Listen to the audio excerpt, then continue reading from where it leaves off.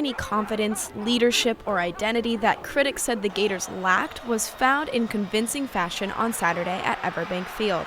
Any pent-up frustration the Gators had was let out in droves as they ran away with an upset victory over the rival Georgia Bulldogs, attacking hard all night with a ground-and-pound offense. We were way tougher than they were, first of all, and then we just knocked the fight out of them.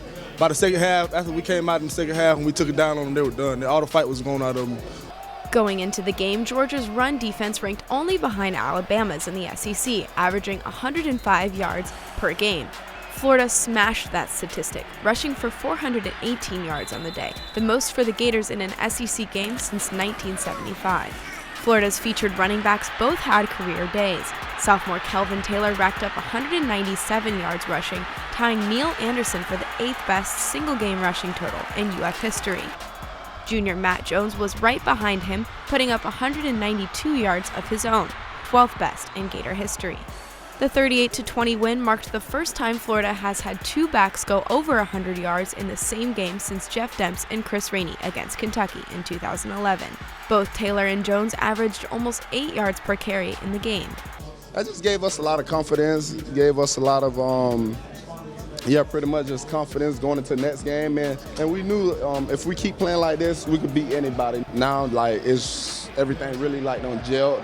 Taylor put Florida ahead with his 2-yard touchdown run late in the first half, giving Florida the confidence it needed going into halftime. When the Gators got back on the field for the third quarter, they did not relent. Jones broke it open with a 44-yard touchdown run. He then added a 1-yard score to start the fourth quarter.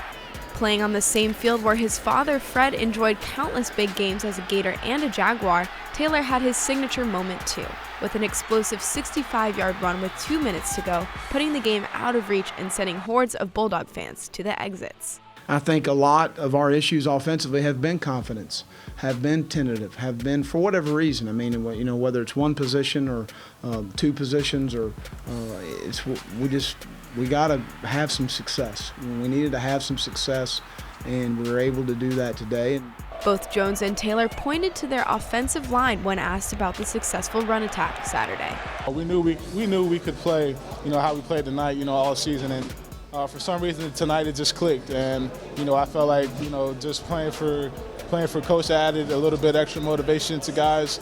And if that's what it takes to get guys motivated, then so be it. My motivation comes from, just playing for the guys next to me. Man, we played great. Our offensive line played extremely well. They pulled well, blocked well. Everything went great for our offensive line. And our tight ends definitely fit into that scheme. And we powered down the field, and we did what we had to do today. Florida looks to carry the momentum from Saturday's thrilling win up to Nashville, where they'll face the Vanderbilt Commodores this week. For Swamp Spotlight, I'm Kelly Price.